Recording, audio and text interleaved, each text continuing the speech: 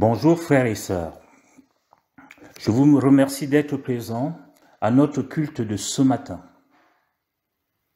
Mais avant toute chose, j'aimerais souhaiter un joyeux anniversaire à notre sœur Flora. Flora, de la part de toute l'Église, le bon samaritain de Pithiviers et de nos amis qui nous écoutent à travers le monde, nous te souhaitons joyeux anniversaire. Que la grâce de notre Seigneur, que la grâce de notre Dieu soit ton partage. Que Dieu t'accorde encore des longs et merveilleux jours avec ta famille. Sois béni au nom de Jésus-Christ. Ce matin, nous entamons un nouveau thème et nous allons lire dans le livre des Éphésiens au chapitre 5, à partir du verset 8 à 17.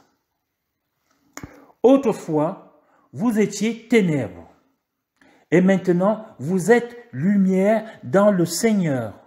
Marchez comme des enfants de lumière, car le fruit de la lumière consiste en toutes sortes de bonté, de justice et de vérité. Examinez ce qui est agréable au Seigneur, et ne prenez point part aux œuvres infructueuses des ténèbres, mais plutôt condamnez-les, car il est honteux de dire ce qu'ils font en secret. Mais tout ce qui est condamné est manifesté par la lumière, car tout ce qui est manifesté est lumière. C'est pour cela qu'il est dit, réveille-toi, toi qui dors, relève-toi d'entre les morts, et Christ t'éclairera. Prenez donc garde de vous conduire avec circonspection, donc comme des insensés, mais comme des sages. Amen. Prions un instant. Seigneur, je m'efforce ce matin, avec mes faibles mots, de parler de ta volonté, de nous voir nous réveiller de notre sommeil spirituel. Mais toi, Seigneur, tu as les paroles de la vie. Tu sais convaincre les cœurs endormis. Tu sais convaincre les cœurs assoupis. Tu sais convaincre les cœurs brisés. Rien ne t'est impossible, Seigneur, car tu as les mots de la vie et un seul mot de toi suffit pour nous sortir du sommeil spirituel dans lequel le diable nous tient captifs. Alors parle à nos cœurs, Seigneur. Parle-nous ce matin. Amen. Le titre de mon message et du thème de la série de messages que nous commençons ce matin est « Réveille-toi, toi qui dors ». Réveille-toi, toi qui dors, et le Christ t'éclairera. Bien-aimé, à qui cet ordre est-il adressé? De ma part, je pense que c'est au véritable enfant de Dieu à qui cet ordre est adressé. Et il y a deux catégories d'enfants à qui Dieu s'adresse ce matin. Tous ont eu la foi en Dieu à un certain moment, mais tous ne l'ont pas gardé. Certains se sont assoupis et d'autres ont abandonné et sont morts spirituellement. La question qui se pose, mais pourquoi? Mais à cause des circonstances de la vie, les combats, les adversités, voire même les bénédictions. Ces circonstances de la vie sont le lot de ceux qui suivent le Seigneur sur le chemin de la vérité et de la victoire. Bien-aimés, ce chemin de la vérité qui mène à la victoire est semé d'embûches et de persécutions. Mais cela ne devrait pas être pour nous une pierre d'achoppement qui nous pousse à abandonner le combat de la foi et notre marche vers la victoire finale qui est la rencontre avec notre Seigneur. Le Christ, le ressuscité, le victorieux. Et 1 Corinthiens 9, 24 nous dit, « Ne savez-vous pas que ceux qui courent dans le stade courent tous, mais qu'un seul remporte le prix. Courez de manière à le remporter. » Bien-aimés, soyez de ceux qui combattent et marchent pour rencontrer le Seigneur Jésus-Christ. Il revient bientôt. Dans quel état nous trouvera-t-il? Dans quel état vous trouvera-t-il? Le salut est personnel. Et chacun de nous doit s'examiner à la lumière de la parole de Dieu. Pour cela, nous ne devons pas abandonner notre foi, notre marche ou nous assoupir sur le bord du chemin. Car la ligne d'arrivée est proche. Notre salut est plus près de nous que lorsque nous nous sommes convertis. Et l'apôtre Paul nous dit si bien dans Romains 13, verset 11, « Cela importe, d'autant plus que vous savez en quel temps nous sommes.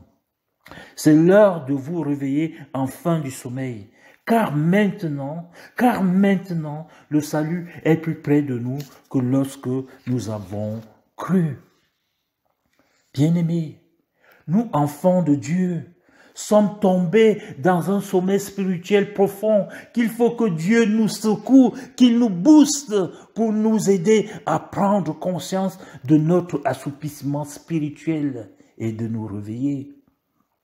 Frères et sœurs, amis, ce matin, le Seigneur vous secoue, vous ordonne de vous réveiller de votre sommeil spirituel.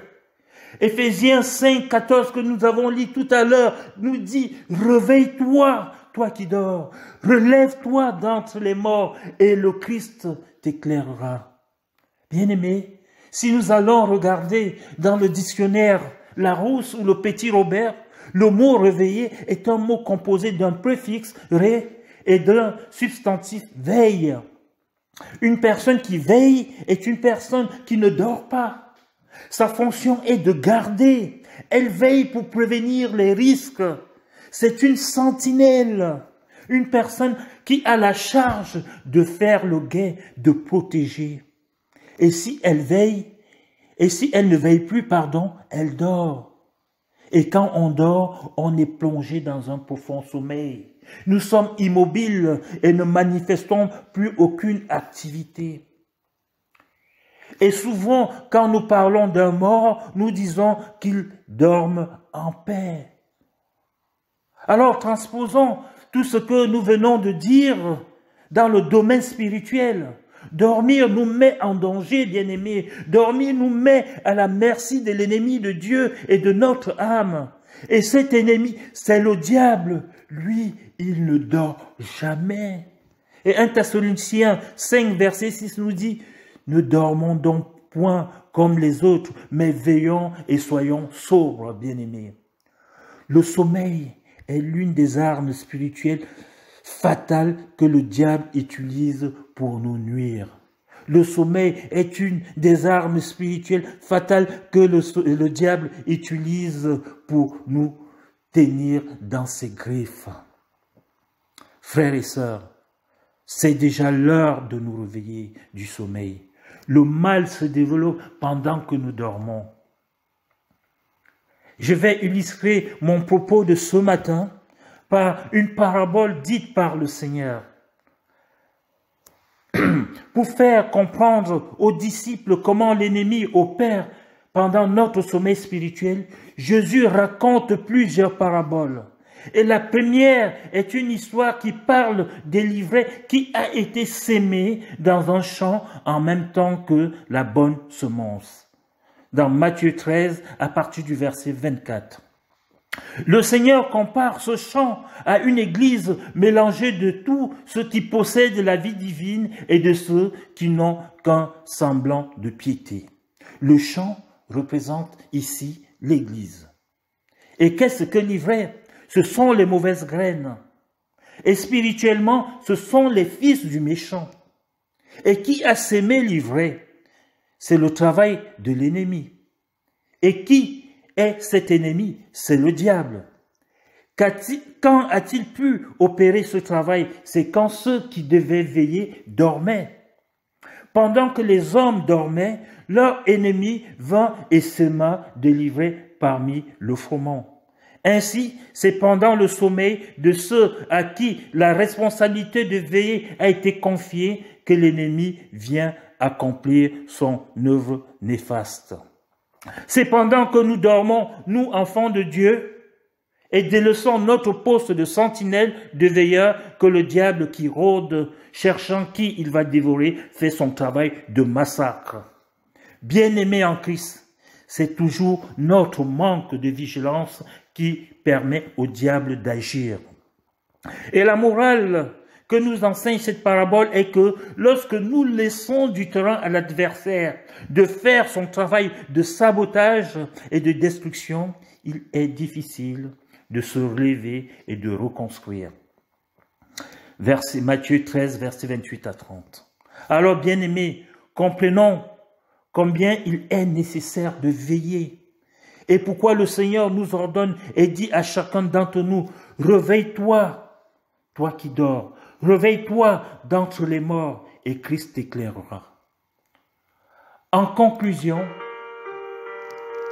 je vous laisse avec ce verset d'Ésaïe 60, versets 1 à 2. « Lève-toi, sois éclairé, car ta lumière arrive, et la gloire de l'Éternel se lève sur toi.